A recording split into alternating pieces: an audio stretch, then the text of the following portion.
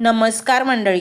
चांगले विचार आणि चांगले संस्कार आपल्याला जीवन जगण्यासाठी प्रचंड बळ देतात. आपल्या पंखात ती ऊर्जा भरतात, जेणेकरून आपले जीवन अतिशय सुलभ आणि सोपे होते. जाणून घेऊयात ते विचार काय आहेत. तर मंडळी, स्वतःला समजावून सांगा, माणुसकीचा काळ कधीच संपलाय. आता नाती फक्त व्यवहाराने आणि स्वार्थाने जोडली जातात. हेच कलियुगातील सत्य आहे. दुसऱ्याचं अनुसरण करणं थांबवून स्वतःचा मार्ग तयार कर, तरच इतिहास तुला लक्षात ठेवेल, अन्यथा नाही. भगवान विष्णूंनी सत्याचा मार्ग सांगितला, तो सत्ययुगात. श्रीरामांनी त्यागाचे महत्त्व मांडले, ते त्रेतायुगात. श्रीकृष्णांनी प्रेमाचे महत्त्व सांगितले, ते द्वापारयुगात. सत्य, त्याग आणि प्रेम विसरून माणूस स्वार्थी बनला कलियुगात. पोटात गेलेले विष हे फक्त एका माणसाला मारते, पण कानात गेलेले विष हे हजारो नाती संपवून टाकते.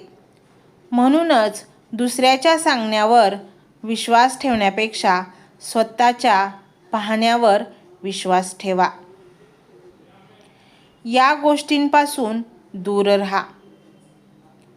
तुम्ही कधीही इतरांशी तुलना करू नका, स्वतःची.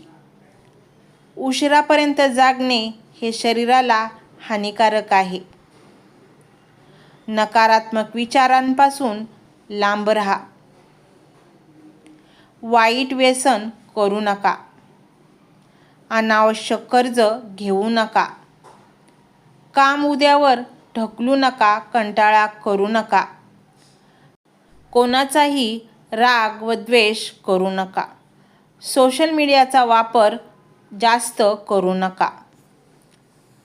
स्वतःच्या स्वार्थासाठी सत्ता चालवणारे आत्ताच्या घडीला खूप भेटतील, परंतु रयतेच्या कल्याणासाठी आपला स्वार्थ न बघणारा राजा फक्त एकच होता, माझे छत्रपती शिवाजी महाराज. जळणाऱ्या लोकांमध्ये जिंकायचे असेल तर महाराजांचा एकच मंत्र, तो म्हणजे गनिमी कावा.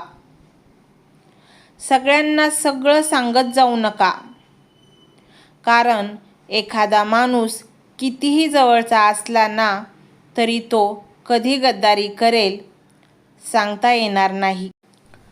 कुणीतरी मला विचारलं, मिरच्या कोणत्या सीझनमध्ये लावतात? मी म्हटलं, तुम्ही फक्त खरं बोला, त्या लगेच लागतात. पैसा दान केला म्हणजे देव तुमचा होत नाही. देवाला फक्त चांगले कर्म आवडतात, आणि ते जर तुमच्या हातून घडत असतील तर देव तुमचा आणि तुम्ही देवाचे.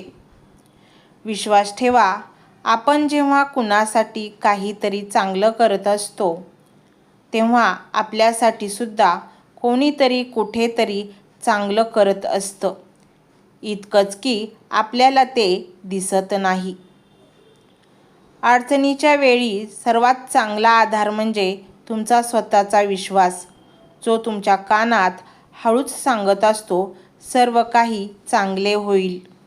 छळ, कपट, पाप आणि फसवणूक करणाऱ्यांना फळ या पृथ्वीवरच भोगावे लागते, कारण काळ आणि कर्म कधीही कुणालाही माफ करत नाही. तर मंडळी, हा व्हिडिओ तुम्हाला कसा वाटला हे कमेंटमध्ये नक्की सांगा, आणि असेच नवनवीन व्हिडिओ पाहण्यासाठी, विचार ऐकण्यासाठी माझ्या व्हिडिओला सबस्क्राईब करा आणि बेल आयकॉनचे बटन देखील प्रेस करा, म्हणजे माझे नवनवीन व्हिडिओ तुम्हाला मिळतील.